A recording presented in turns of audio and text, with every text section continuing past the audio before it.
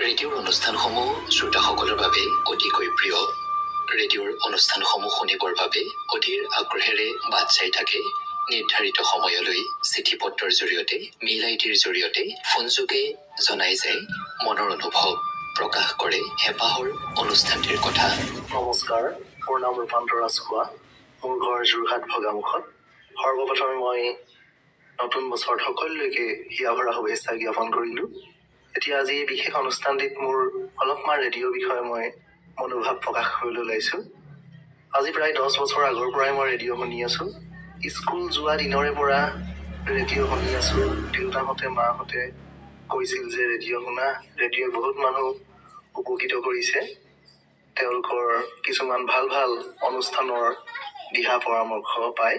গতিকে তেওঁলোকৰ কথা আওকাণ নকৰি মই ৰেডিঅ'ৰ গোটেইবিলাক প্ৰচাৰ ভালদৰে শুনো আৰু মোৰ বন্ধু বান্ধৱী লগৰখিনিকো মই ৰেডিঅ'ৰ প্ৰতি আকৰ্ষণ কৰালোঁ।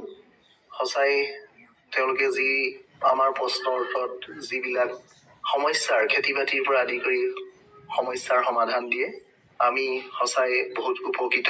বহুত ভাল ভাল কথা আমি জানিব পাৰিছোঁ। সেয়ে এতিয়া নৱপ্ৰজন্মক মোৰ পিনৰ পৰা এটা কথাই অনুৰোধ জনাইছোঁ, ৰেডিঅ'ক এৰি নিদিবা, ৰেডিঅ' শুনিবলৈ আৰম্ভ কৰা। সঁচাই বহুত উপকৃত হ'বা। আৰু সকলোকে মোৰ বিনম্ৰ অনুৰোধ জনাইছোঁ, ৰেডিঅ'ৰ প্ৰচাৰে আমাক বহুত জানিবলগীয়া কথাৰ জ্ঞান দিয়ে, ভাল লাগে। সঁচাই বহুত সুন্দৰকৈ তেওঁলোকে আমাক বুজাই দিয়ে। সেয়ে আমি যথেষ্ট লাভৱান আৰু উপকৃত হ'লোঁ।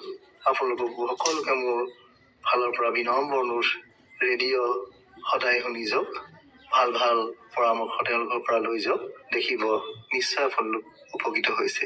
আজি এই অনুষ্ঠানটিত মই মোৰ ফালৰ পৰা মনৰ ভাৱ প্ৰকাশ কৰিলোঁ। ধন্যবাদ।